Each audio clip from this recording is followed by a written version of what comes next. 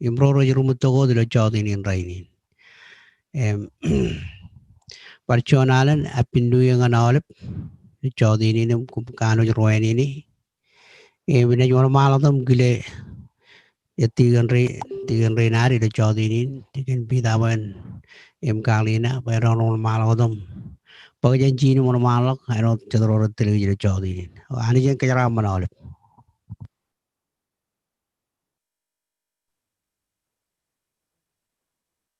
Kumur gabi.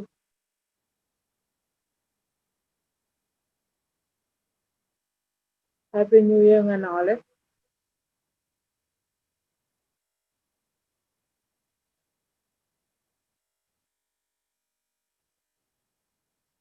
Magkakay ka na. Ang manangay niyo ba yan Manon malakot. Magkakay ka na. Kamulo lang ito na rin lang kung kanyaninin mo. Narong parpokonayo.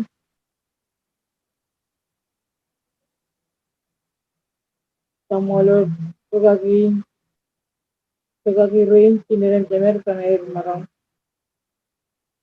Lihat komrogo kangguan. Cadarong break.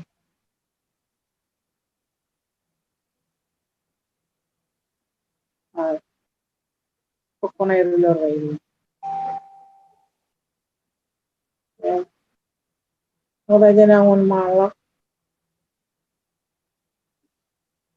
Ganaan ko lewat dyan ay nanin kiliyolip. Rora, kay pelo rumin. Para ino roro yung rumutagod. Kiniwan malakong kagalag yung bincar. So, kung pwede ko ni sila kayo ni Timothy Sendron. Sinicare, manikya may ilang nanta mo lulupin siyon rana man. Siyon rana yan mabalak at yun yoyo yun yan mawawayuan. Kumulgin yoyo siya malak parkalang ang yabutin. Secalang nini chore naruwalang ang kin lorana siya malak. Pag yoyo mabalak at yun yoyo echebli kunaman ako tumaluyo ko yung Kalabunin mo din sa mololo. Penur ginam. Paraino. Sa mololo pin.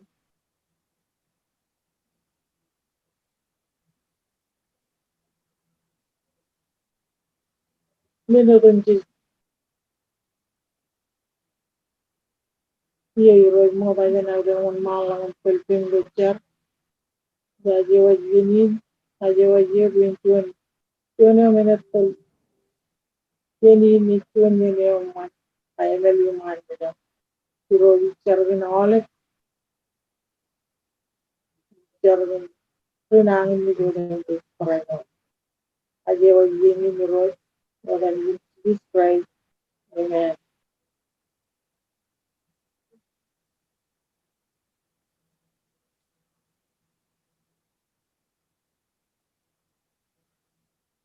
Iwan malang ko dan ready daw dyan po yung cham chinulemen yung chuan dengan chidu kaya ba na kamulo liro yeno rinji temin pajara ka na bare ina na bare ginmen ko yar kamani ole bro yung dan ron jaga yung manana Kumunra yata kayo yung kalak haniro yube. Kinchumon na baratan. Kamarang kawan malakatom na pare-paretan. Nilalangan tigan may wen. Tagalado room. Kunro alin na pare. Kamarang kita ditendron.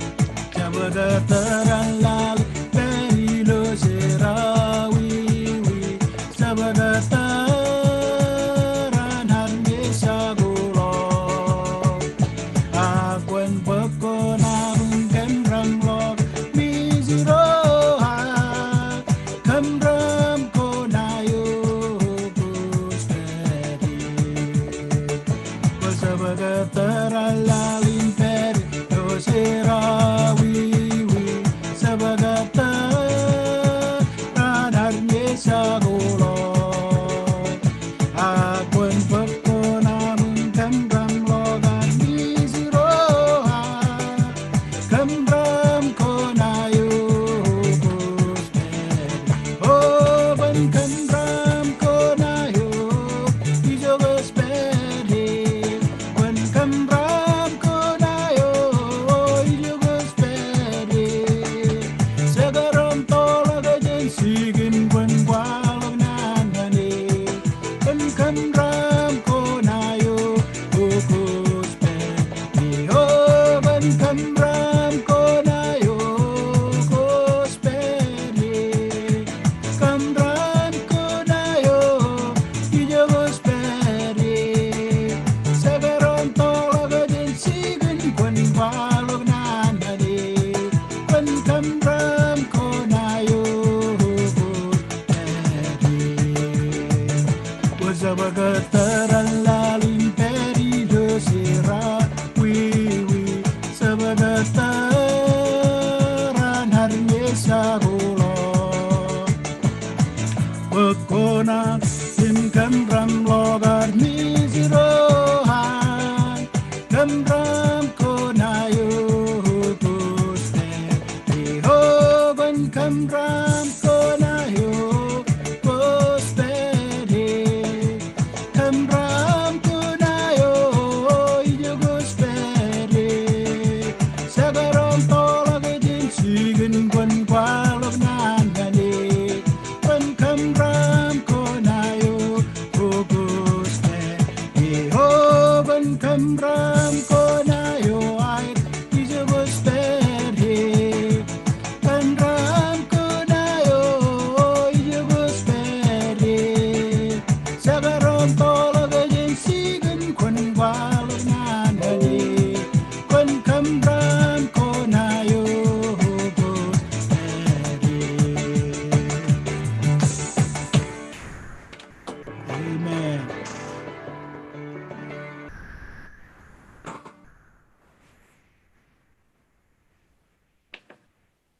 Personal.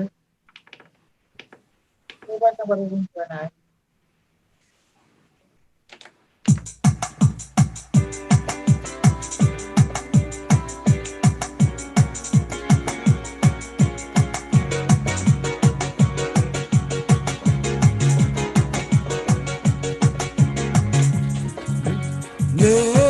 Isabello Yanduame, si sera se dage. Oh, este ilo hialine, pendespero, yegenam, kazuram kazur bandro, sage hage. Hero Jesus kwalale Oh guys kumelalahi Sarnag lagizo Jesus konchi be Oh guys aballo yaluame Jesus serahe se bage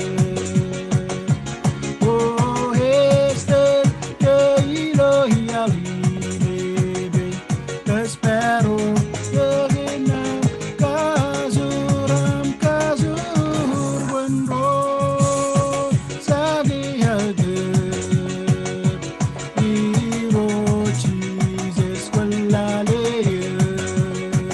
oh, guys, kumelalai, sarnas lagizo, Jesus, konchi,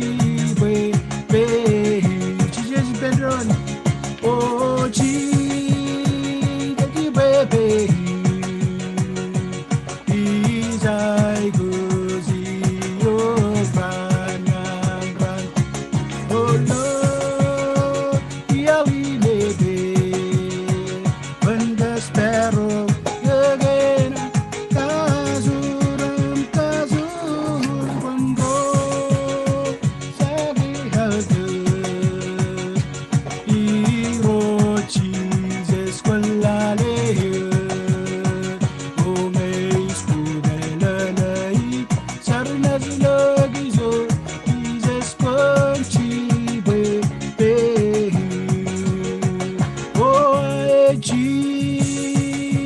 baby Isai guzi yo gran no iali lebe when spero yagina kazuram kazurgo sagi hage iro Jesus kwalale o mes buenalai sarina zilogizo Jesus kwachiwe oh echwen menem hazon menai boswes adar daryon iro Jesus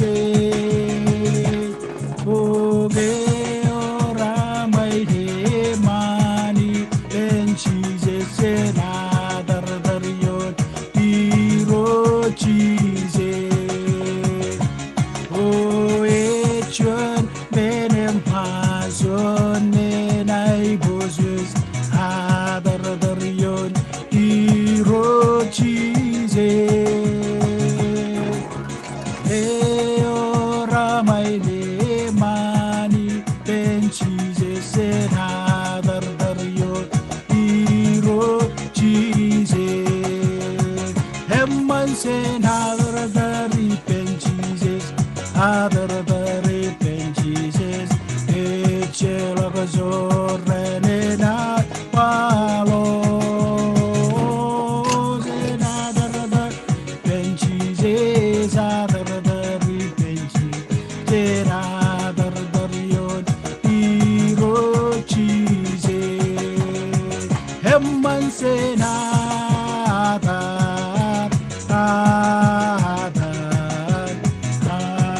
daryon iro Jesus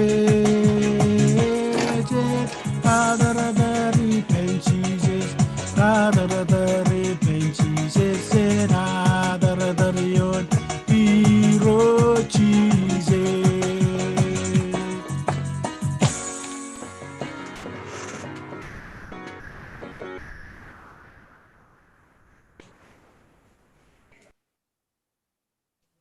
Amen.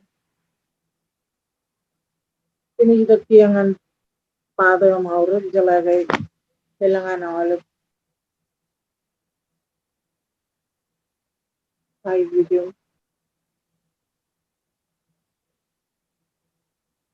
edoro edal lagi yang mangan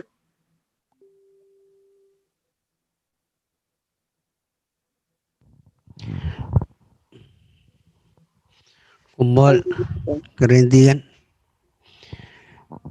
nalbajen normaladam jaragan jonian rojim jadi lo kuam bag na mijin boy rojen inguri kemori paranot jon bar matar gagi lo war kuam boy rojen inguri pen bar morijen na biyan im jaragan bori nar kacuju cara boy rojen kejaraman ke jin cidup ko jara-jaraan kumbol tada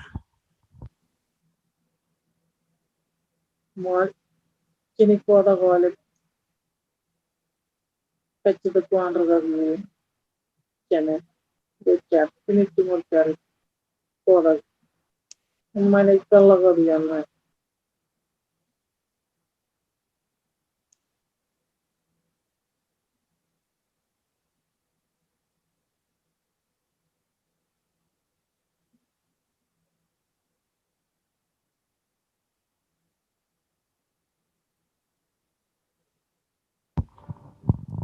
Mol kerente kan kacita becen jen carganai naman calagai lolalin yo berakan ini bata yo berakan menin menogor watata menogor menin kalalong ngaramit nangan mit inot elang bar menogor kayaramit cecem barungi cejayu kujiyai naman ewananit jen carganai naman no lalin kapugai naman Poi rojen pokoto kainum manilo. Purwan aramit. No daga cejala ka ranaga ranago. Ibin meur aramit roj penlak purwer kan anlang menugo repin rojioni. Kejo cemoralep cejai guji ai no manananich. Cije magai pailonan kenan poe ainu manu lali ni le dongan ke ngan ciru kotian hak ainu manu cejai guji ipen cijes ngan reo chen caragan dron im pamule kuar kimi pamule kenau ilochar Allah berocema rocim cadu calaga paraino dai wit Christ rone ji rejidan poroil ipa parainot okay cujem ke mimijot pamulin au ilochar eno dagai nanaga rejaba padagan ron nugur raberi lo buren per cujem ke mimijot pamulin amilochar ko am enino tani jen kejaraman ke kumol kerentegan Kumol keren. Sini kemi mi jole kacci kaccuan keren ragi. Belajar.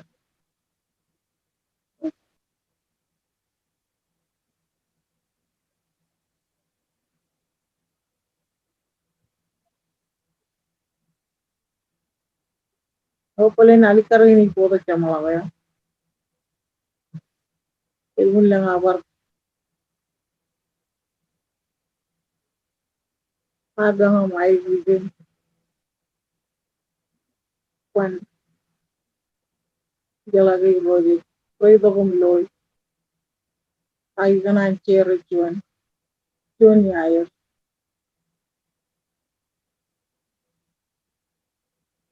An podak tigeni. Cemen pamulin. Kita bucin carga Pinang ini ngan rom rarge ngan rom yang kerja apa kerja ni cuman kalau logun cuman kakalai tuan tinggal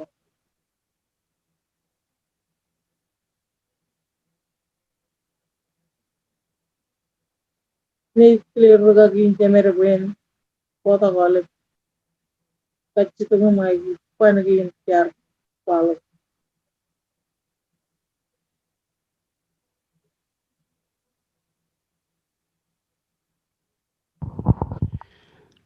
Jadi cumur cilok yo jiperim cumur cari pendron iro porochon ibe calok pere ojo yene car mami jam wani cem bilang lo ambar chonalan ko wadok yum ko majal mami jam le chawdini kebich ido ambar chonalan katai puro mamna ko am ngani go anich kachido inchi je inchi lo ambar par chonalan ye kebich do kan elang kachido ko elang panago elang nangan mi le chawdini Kami ko ala boy urchona mani jo imur ani jo kajur padada me chola mene ni binangane ani jo chep charong rong ngana ke rong jage imbarano de pilo e chep pilo ngana lale ime chep karu bein ngana lo moron ilo yenin kami ko ala boy kemar mi mojano ila am do ma mi yam kami charo ma ko ala ngani giro dan chiji jum kajide ga no nano am kami kajide giro dan chiji me chola bor chone ya di jillagun ai cari roj kan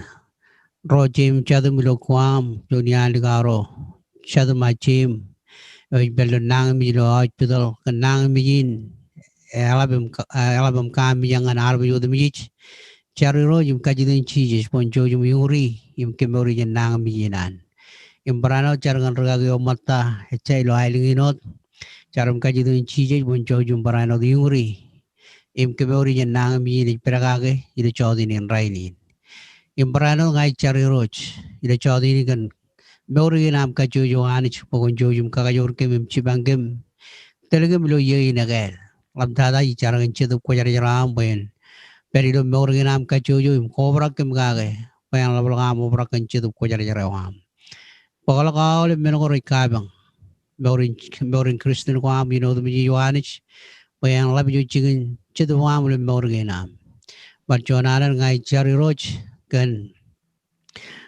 ai gu yuan karen ragin ano ro chim chad ro chenim chadin manam karai ro ngai charagagir bugun chuj em kamana bayin chadroran udangan ko yuanich em chalai moleo iroch ngai kamolo li chodi nam kurngane gulo dan chije ma ko la ngane em barano chari roj gan ro nejim rojidan buru barano bogon chojum bodo ngal lomor ano nano ga mu churong gombe podo ro nugum rej beri lubren pe roch em ko molanich menga kemi chap tabarer kemi chap marong chibaragur genchat mail wor tolok amenorin kemi char kan ko chonanich e chabani jin kijin aga jani jini jugo to bijis chonani jo ga jor padada charam ka jidon chije bon chojum kala gam chojum turyam bon kemi chodinin embar chonaran ngai charga nai ujiran keren tiganin kan lala be chemen ire chodin atigeno chemen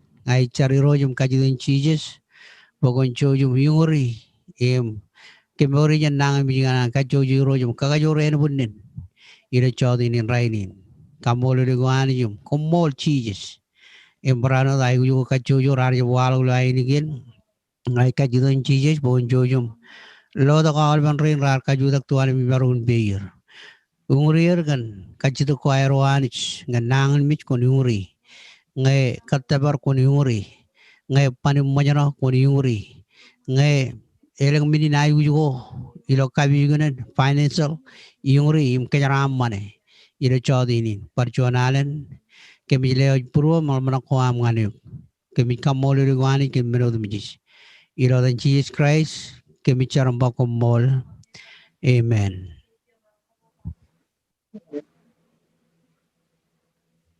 Semua berarti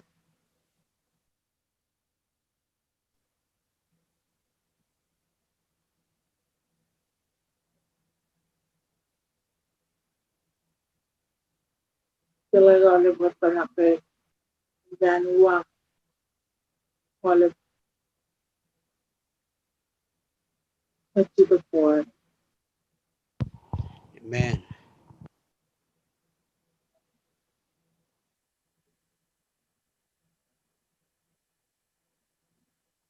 ini juga piangan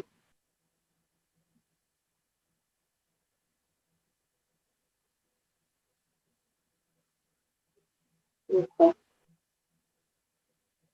siapa buat ini cuma malah orang cak ini bercak manusia manusia melang ini semua dulu personalnya dia ini juga piangan nama dia contoh pinam ambil ceraman upar keceraman besar itu betul pokok keceraman oleh berroyong kan itu perangai royong macam itu itu cari jalan Yesus Kristus Amen. Ini dia halangan nanya. Kemarin ke karwai ini nanya pun punya kapur. Dia marco dong nanya. Coba buat.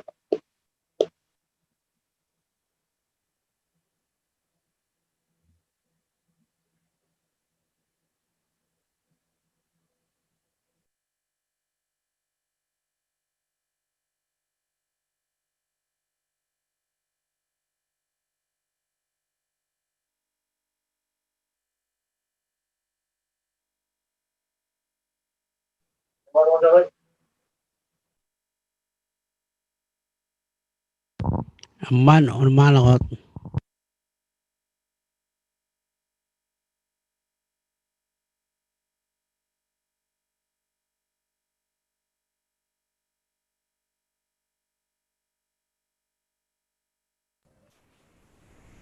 Tigre ro ko biu do de.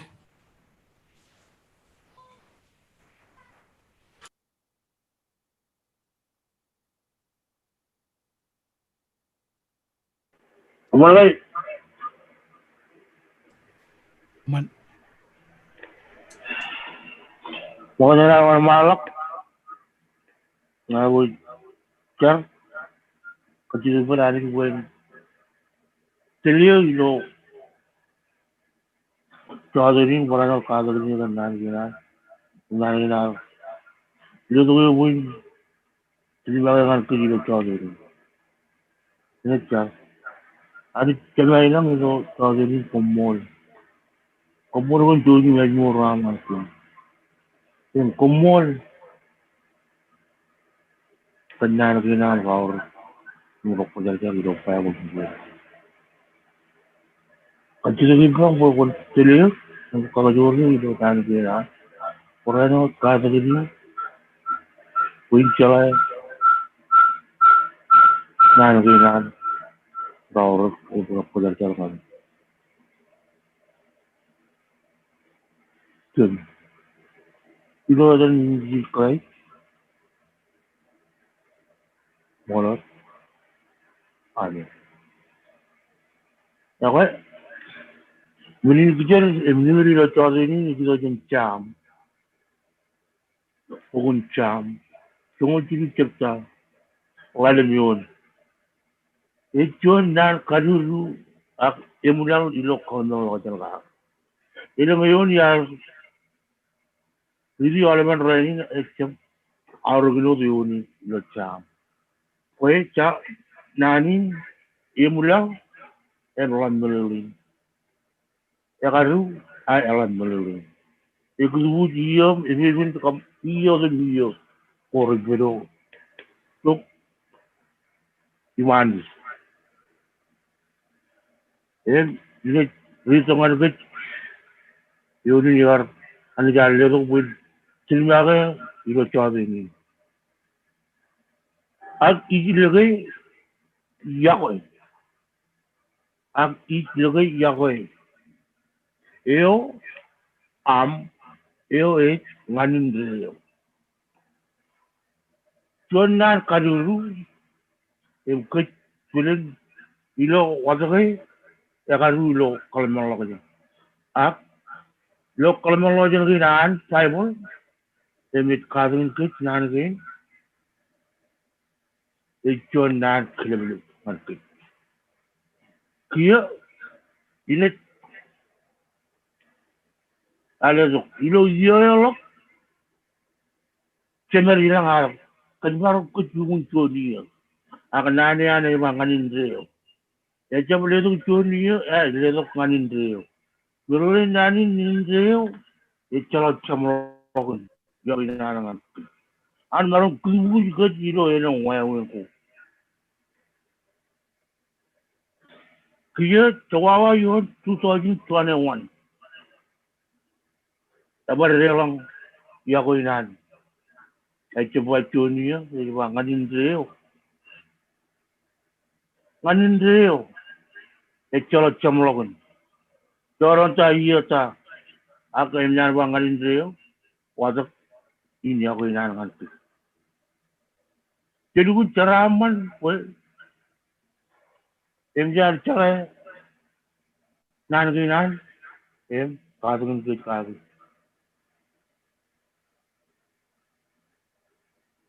Kamu lagi hut, kencuran kadulu.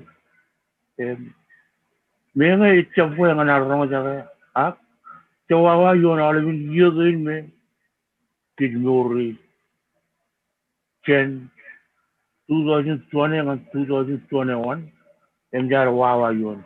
Ako yakoy nan is kanindreo. Esa molok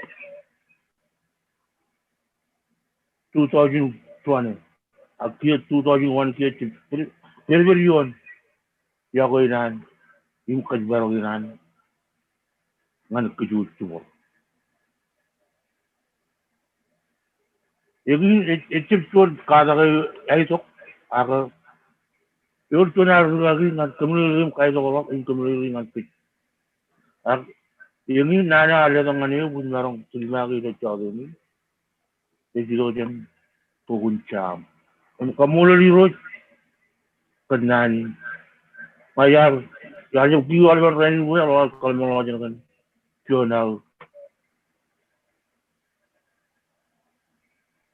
ခ kadak win marong kumane ilo oleman raili em kamolu iro em emin jai chamulagun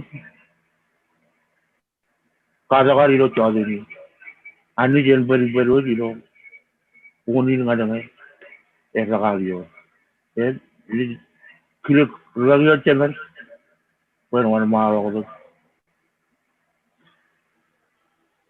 dengan kejut milale udin ti kente mol morgal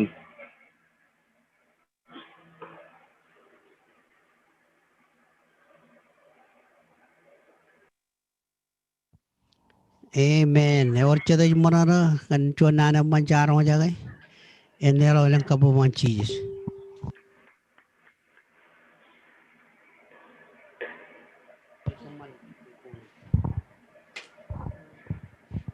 Kamolo ni roch. Ewe. Kamolo lani jigan. Chuanan jarong jaga ilo chodinin. Chantiginin chemerilo. Chodinin rainin itiginin ar.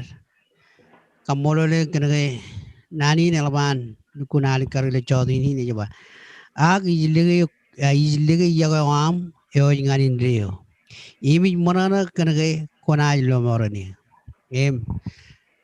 Jarong chet nalele ko ilo chodinin nainot. Ken yagain ye chamlok kia em brano dia ini berodok agi yago ina naga chamin chamlok enech peranganin reo enech yago ke menge kech karcha daram jero rar kech rejere dananich ag chilo yago ina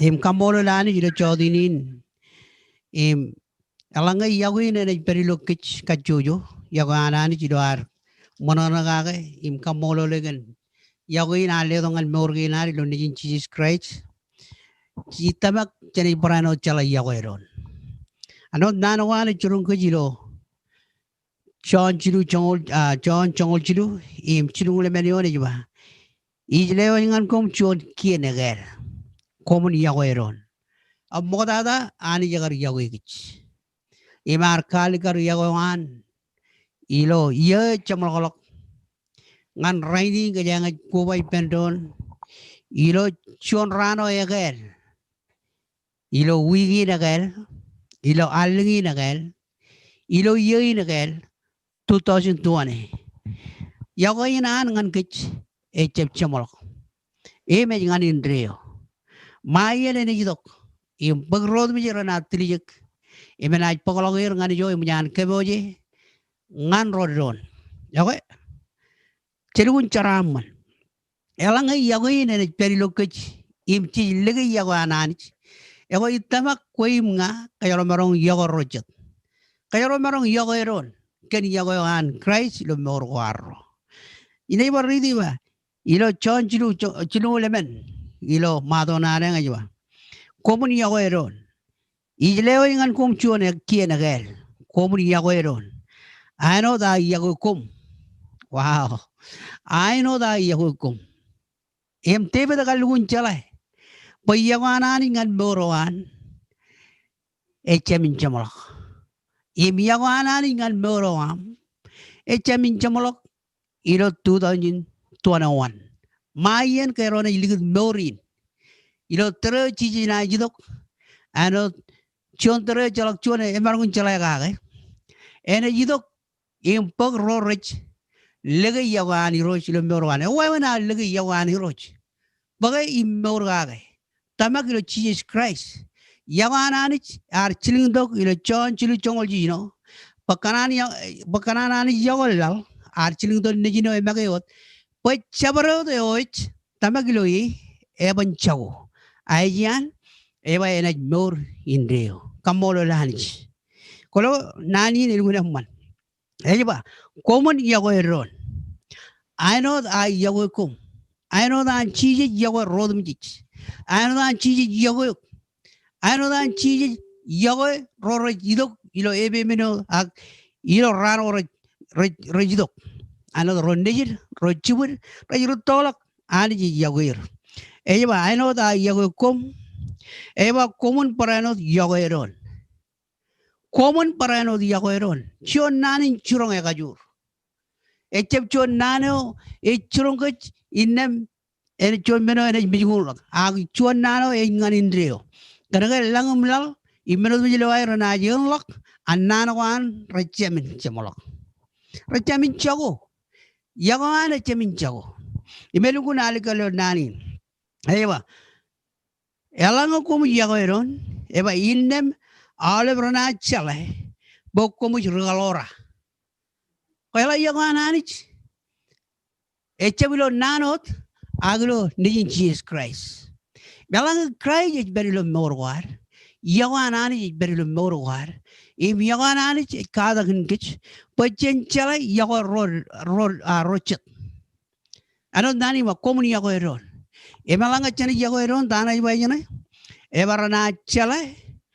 Pagkach ray regaloran Christ kamolo lanich ilege yago ham o yuroch amanjan lelo lang kabo manchis komolo roch jojere char kami kamolo le wani cheme bilang le chodi ngon nanaman kemara barong jaga human mado yam ilo chodi ning kami kamolo le ganage ko kali karangan kemi yago eron echab yago kem ilo lo ano de iglesia Akamin borano diago rochet iligan. Chagaran one. Akamin idok I know the amaridong and kemoanich. Ilam ledo nijim Jesus Christ. Quar kaligar yago amelap. Eo aurak. Mechemin jamlock. Engan indrio. But chonaran ngai char. Ilo than Jesus poguncho jum kajaraman tiganin. Kajaraman terere no one. Imbrano karen tiganin are emsing and gim. Kajaraman borgi nairo. In family nair. Kolguna mall, kenjonian a man. Rar marun podo kem imam moanich, lam garido kemin kataikem. Each ariro kenchid kojaram. Pel liboro remorgan nair. Roy kolguna mall, ilo ye nagal ganiro. On periberum, kejabarwer, ken yagoinam. On kamarba in chedro and lovelock. I over kage wanich, ken yagoam roach. By an lovelock kanan. Talilo nano amu yunodum jis. Kolguna mall ken morgan Kem charaman lo chodinin. Kananin ko aligu brontiganin. Kom mall. Kajaraman alaban rin rarong jake. Kajaraman kim. Kamanaban nani en John Cheminay. Imen John nano e chemin kamijamin rong jake imlagalok. Akamin bagay. Morgage. Mananagage. Irojal kamolo lo chodinin. Kajaraman. Kimika Joanich. Iro than Jesus. Cherry killer yang ini boleh ledo juanal. Iraro barchuda gipenom kaudi janich. Ledo juanal in kabung luar al boda janari do bojen ke jamolok. Ien cerbijinari le chodin in rainum. Kamolo lanich ken jon mado yamman. Common yagoeron. Kamolo li roch. Joyin juda gipenon. Iyoko juda peri. Jojum judak. Chojum kabel kamera chidang wajuk pachojin nabariro jilar chonot bro chala bogage kamolo liroch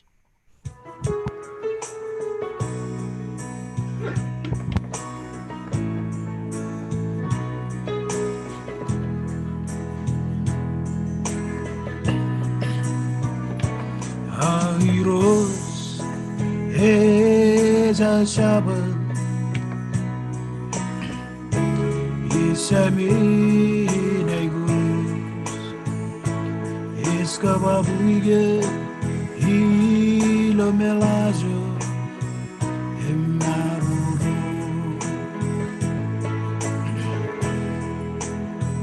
O Airos Eza Shabbat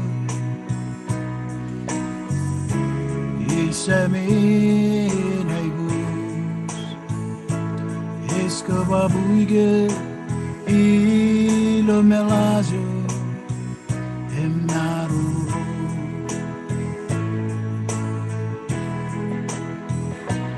Airos eza shabe Isami naigus Escababuige lo melazio e maruro o i들은 rengo estelier 이들은 rengo o 이들은 rengo estelier 이들은 rengo y me esperica him que espero que 이들은 rengo o 이들은 rengo estelier 이들은 rengo 이들은 rengo estelier 이들은 rengo y me espera him que espero que 이들은 rengo o airos esas chavas y se me escababuye y lo melazio e maruro o 이들은 rengo estelier 이들은 rengo o 이들은 rengo estelier 이들은 rengo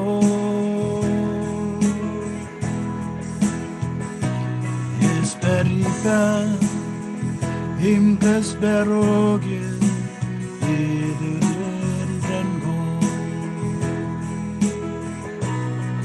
o 이들은 rengo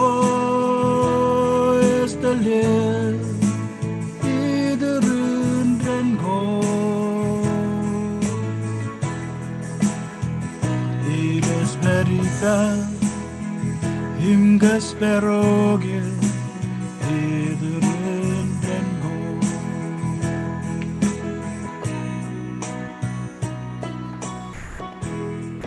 Hallelujah, Jesus, kummol.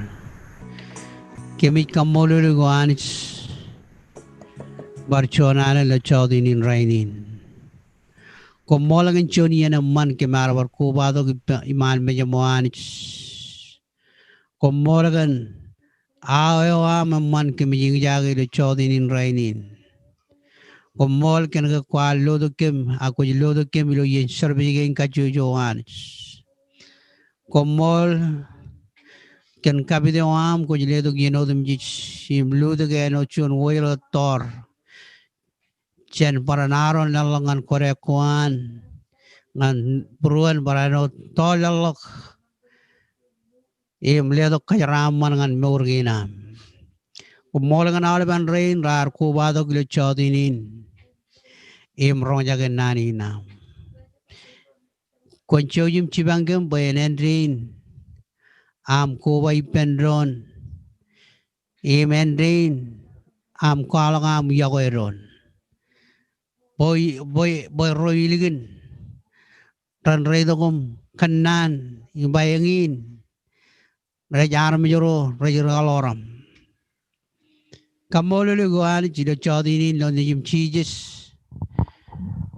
ekwaro jabrebiyo tilo Ailangwam akwar chilingdok pensionon mich ken kim armich imar tolok podedegin im kaman yarin lomor ngan armi yud mich em kemilo yago inam em manchen yago yud mich mechalok chon yago ainodin echalok chon yago emarun perngin indio gatan ro armich chonian na chamolok Agyago inam ngan kemiroch evan chamalok eneng ngan indrio em kemilukun charaman kenaga kemirong jangai nigem em lukun chalaga ko kanono kan nanin echabdo ko jan barjon chigen echabdo jan tuyang echabdo jan turak echabdo chani jo ilal imuyumul lal aga ijo ko jan cho ilang ijo chigum chen kwe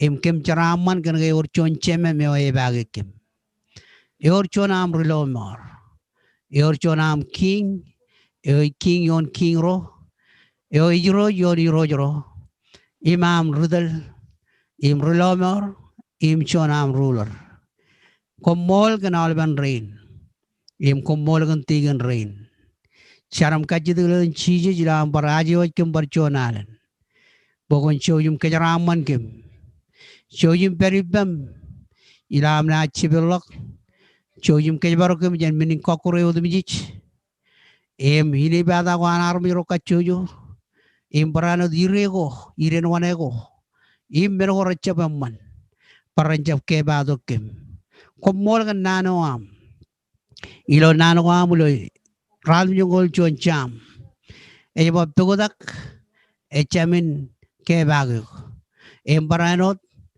togodako im chorrano rachamin ke ba kabijugno nam konak ke barokem kan ko chonam rogi baro im ko jam rojo mar mami roch kajaraman kemi kachoyo choyum kagi kimain manam kibarokem ledo katanako rarengan kem em kanorongan kem ilo vision matanako am peripam gan yawi nam mairana liju choyum karuyla kem gan yawi am em barana choyum karuyla kem gan yawi am lo hejmor lo manana chakana ain manam kajur parchonalan kajaraman alban rain komol gan chodini charamba komol ilo dan Jesus Christ amen amen ako channel ko lang kabungan Jesus parchonalan ngayor chaba choju maini mlewa jangan poko jangan tiga no ebaguk im parano podongan momon ragagi wa anijen kajaraman olep pariliju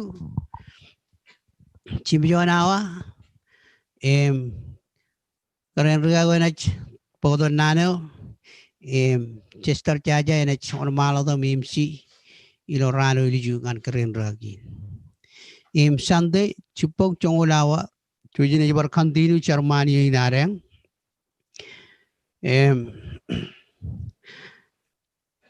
Embarano de Menawa Chuda, Emen Chimatan, H. Terena Podok Chamalagoni and Charmani in Ar. Parchonalan. Kagay may medyo kan ranin Sunday chupong medyo serbajana jenet kaman yan kailan rudaruan iglesia kajidi benawale pajujun ko bado gli chupong kaman yan kailan ano da arba chongoran in chanorin and yan kajaraman aware malib tubad manago najbar kijilu yan kajaraman Imelo charere radmion ran, ragiro chemer ranajido ginchupong, or chonchigir, amolo liroch, nan kijalai tigan rain lapta modada, embaranot, olip. Gerija menyan on malam pag chicken ragiro ranajido kilo radmion ran, ranachuga chuja ranajaut. Im chabaro do ilangan kachidig maiwich, nachibara ragai. Chabelik, im chab mijak. Adalam kajidik kanal kain kajidik. Bayna man bajen komun chala purwandol chujin chala ibendol. Ilo chalera radmion ran. Chala berjirik.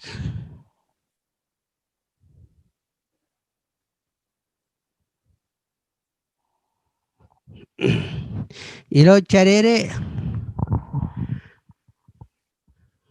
Radmion ran or chonarang udam ipen royang lari green chirin digit chelaga majan ilok chono jitun boro iper paranu iper im charere kaldip eligan ralep kajide ban tigan rain tigano im tigano jono beron do yagai chon envelope chanal ban reglija ngay như mấy ngay karongul meno jar kamana ngan igli jay ko normal ko mình chino kamar mare moda jen ranin kaldibuna charere emanen magajo jen dialog ngan udamain im charere ngay chalga mudamai ya ito ngan chikin kaldibo ilo nalu ilo eling ralep jaji marong kuyong romen chiu rekaliba eman magajalak chuanawa eling ralep jen taber yen charo kajamalak ya medinot ani jen kejaram manalep ya Jangan lo lang kamu mancijis. Nek katalangan tiga ni ngay lang cabareot. Jani pen, the jodi ni. Amor.